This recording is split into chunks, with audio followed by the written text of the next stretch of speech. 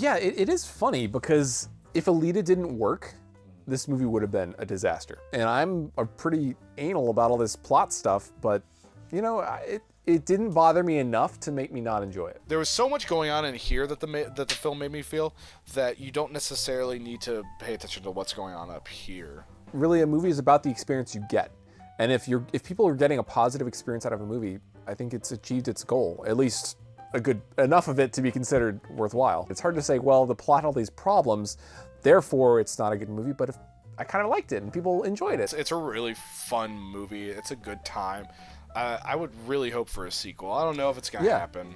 I'm surprised to say that I want a sequel because I am too, actually. Yeah, like a lot of similar movies like, I don't know, like Venom, for example. A lot of people liked Venom because it also had a good main character that people liked, or at least the screen presence that people liked. But I wouldn't want to see a sequel to that. Because, I mean, Tom Hardy is a likable actor. Like, he's a very highly likable actor. But for some reason, like, I just didn't get that same feeling. Yeah, because I think the world was a lot more boring, though. You didn't get the feeling of like going into this new universe and learning, like feeling kind of immersed in this different universe, you know? Yeah. And this had a colorful cast of characters around Alita, too. Like, I liked most of the side characters. Yeah. The boyfriend was weak, but, you know, like the hunter killers and the bad guy was a little boring. What did you think about Christopher Waltz? He was fine. Some of his delivery was a little bit just kind of like blah. It's just kind of like... stiff. Yeah, it was kind of stiff. Sometimes I got the feeling that he didn't really want to be there. Most of the complaints I would have with acting was mainly for the script, the dialogue that they're giving, because it's just like so bad and it just didn't make any sense. It was just kind of like, how do I get to the next scene? It's an example of something that doesn't go anywhere, a plot detail where he says you have a very human brain. And I thought that they were going to go somewhere with that, but they never do. You know, that would have been interesting to be like, you have a very human brain. Like, that's a huge plot element in this world of cyborgs, especially how everyone else feels like all the other cyborgs are human, because everyone acted really human. Maybe part of it they were tying into how the harvesting of other cyborg parts and the harvesting of human parts, like everyone's doing this apparently.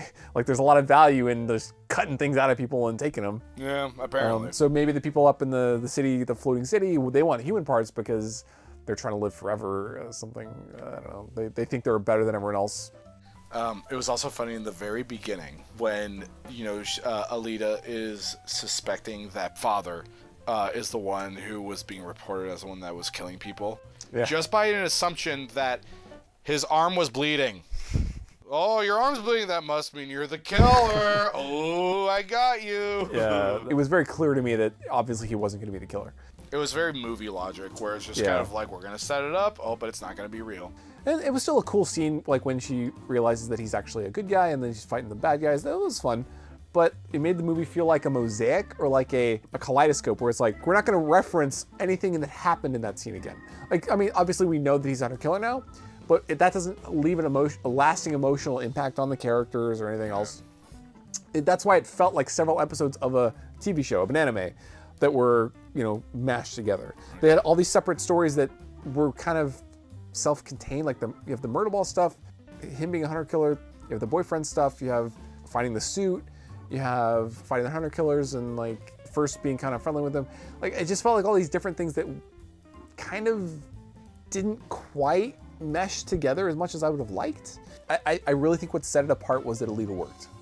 That was just such a big difference. Like when you have a core thing to your movie like that is in almost every scene and that the audience are really connecting with, the other stuff matters a lot less.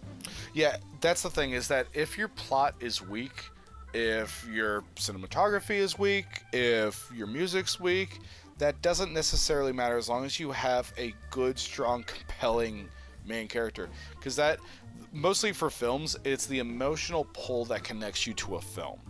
You need that emotional connection. You need to be drawn in.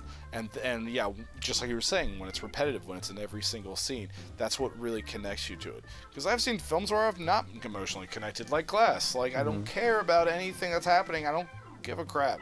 Yeah. I see Alita and I'm just like, wow, I really care about her. And the funny thing is that it's a double entendre because she's a cyborg. And I care about her. Yeah. You know? Yeah. It's kind of like a Bumblebee thing where like you care about Bumblebee and about their relationship. Because it's like, because they achieve that, they just make a good character. Yeah. And it's amazing what that can do for you. And it's even another double entendre because both of those characters are CGI. Right. Like, so even if Glass had really good cinematography, really good editing, really good effects, even if it had all those things, I don't think I would have liked it that much more. I might pass it on to someone and just be like, hey, this has really great editing. Sure. You know, something like that. Yeah, with Alita, I was like, I agree. I felt a lot of things, even though like with the boyfriend stuff, I was like, I'm not feeling anything. But it didn't wreck the rest of the movie, though. Yeah, he was in there not as much. Like, even the romance was forced. Yeah. It was in there a lot, though, wasn't it? Like, they kept bringing it back, and they're like, oh, she's so struck by this dreamy guy. It would have been better if they had someone who was on the same charismatic level as Alita. Yeah. Then when the thing actually happened, be like, oh, okay, yeah, sure, that's fine. Yeah, and the way that they handled his like dark side didn't work for me either, because we knew he was like assaulting people for quite a while. It wasn't for it to impact us. I think they should have built it up so when Alita finds out about it, we find out about it. I think it spoiled it by showing us, oh yeah, he's doing this stuff on the down low, but he's like, we don't see him really being mean. We just see him like kind of being the same personality the whole time.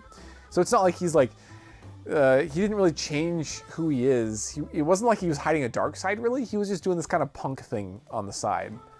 He wasn't killing people. He wasn't. I think there was something there. There was something there in terms of, oh, I'm harvesting people just like you. But I felt they kind of brushed it over because they're like, oh, he never hurts people. He just like takes their pieces. And yeah, he knows he's doing the wrong thing, but he wasn't like guilty. He didn't seem that like torn up about it. And he I don't know, he just played it very flat. He was very flat. Like whenever he brought up anything, it's just, yeah, I mean, just like my impression earlier, it was like, oh. I don't know. He wasn't a fun character. He was just really boring, and the script just kept him alive a second time for some stupid reason. Yeah. I think because they wanted another scene where they're like trying to go up into the thing, and then showing, like as soon as we saw the flashback where the big spinny blade kills Alita's friends. As soon as that happened in the flashback, I'm like, oh well, that's gonna happen again. So as soon as they started climbing, thinking like, okay, that's gonna happen. All right. I guess, you know, they wanted to drive home the point that the people up in the floating city, like, they're really keeping us down, and they're like, you know, there's something insidious going on up there, as if that wasn't clear enough. I guess, but then there was no point to even have him die in the first place. Also, how the hell did she know to go up on that one giant cable? Out of all the other giant cables that are there, how did she know to go up that one? I don't know. Okay. They didn't illustrate she had like super sight. Did she like? Can she like see really far or something? That actually would have been a nice touch. It would have been a reason for them to design her with these big eyes. Yeah. Also, do you know Grindelwald is played by Jackie Earle Haley? What? Oh, yeah. God. I knew he was familiar. Yeah. His face was familiar to me, but I didn't. Oh, that's awesome. Yeah, isn't that cool? Yeah. It didn't sound like him at all. Like, you don't imagine, like, such a scrawny dude to be like, hello, little flea. Like, yeah, it was great. Okay, Yeah. okay. was good, too. I do like that. Yeah. Edward Norton was the Nova guy. Oh, he was? Yeah. Oh, for a second I thought it was James Cameron. It looked like him. Okay, bottom line is, Alita should have committed to an arc for each character. Yeah, it didn't have any arcs. Each character had like different threads that kind of went in different ways, but they didn't really tie together into a satisfying resolution. I don't know, it's so interesting because even though there wasn't an arc and even though that there wasn't a satisfying resolution, it just kind of felt like an enjoyable, just kind of like journey. Yeah. You know, just kind of like, hey, we're going to the supermarket today, gonna get some milk and eggs when we're gonna come back, and that was it, and I liked it. Yeah.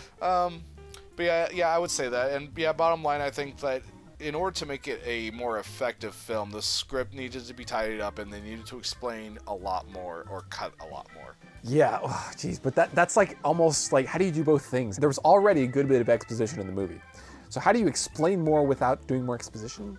Like, you gotta show more in some way. Yeah, you have to show more. It's just kind of like the Lord of the Rings thing, you know, like when they're showing the immortality of the elves. And they're showing Elrond, and they never say that he's necessarily immortal. They just kind of show that in flashbacks, like in the prologue, and then you meet him later on in the Fellowship of the Ring, and then he says, I was there 1,000 something years ago. Like, oh, okay, I guess he's immortal then. There you go. Right. You don't have to have him say, "And I was immortal, so I could never die." Yeah, exactly. Explain a little bit more and try to cut a little bit more, even though that'd be extremely difficult to do, or just expand the movies more. Right now, it feels like this is about 2/3 of a story. A very long story. Yeah. So, like, turn that into 3 movies. Fine. Yeah. This could have been 2 movies out of that, you know? And then at the end of the second movie, we're going to go, in the third movie, we're going to go into the Sky City and we're going to fight people. Like, so that would be the end of this movie, right? Yeah. So just somewhere in the middle here, just cut it and then stretch it out. Because unlike like The Hobbit where they're stretching stuff so thin, yeah, like in this you have a lot to work with. I think you really could have given this stuff more time. Yeah, no, I do too. I think that they really should have cut it a lot more earlier, because now all we have to go off of for the sequel is just like she needs to kill Nova. You know, there's nothing else. Like, there's no, like, cliffhanger of, like, how is she going to get up there? How is she going to do this? How is she going to do that? It's just kind of like, oh, she has to kill Nova now. Yeah, at the end of Empire Strikes Back, you know, Luke has lost his hand. Han Solo is frozen in carbonite. He just found out that his dad is Darth Vader. You know, all of these, like, oh, what ifs? What are going to happen and all that? And this one is just kind of like, well, she got to kill Nova. Yeah, like, everything else is kind of wrapped up a bit. Yeah. There's not. I don't know. They're gonna have to do a lot more, like, to make it really strong. Yeah, they'll have to add a lot of stuff, and it's not just gonna be as simple as finishing up this story. But, like, it feels like the last like leg of this story would have been that, but clearly, if they make another movie out of that now, they'll add more stuff, and it'll be more going on. Obviously, the execution's a little disappointing, but they got the important stuff right. Yeah, it's fun. It's great to look at. It's a great adventure film. Yeah, I think most people won't be as bothered by the plot as we were. No, even if you aren't paying attention to the plot, there's still enough in there to just be like, hey, this is great, this is fun, let's go see it. I would highly recommend it. I would say go see it. Like, it's a really fun movie. It's a good time. I thought it was fun. I'd recommend it. Maybe not highly. Go see Alita. Go see Alita. And drink scotch with you. Well, especially if you see glass. Yeah.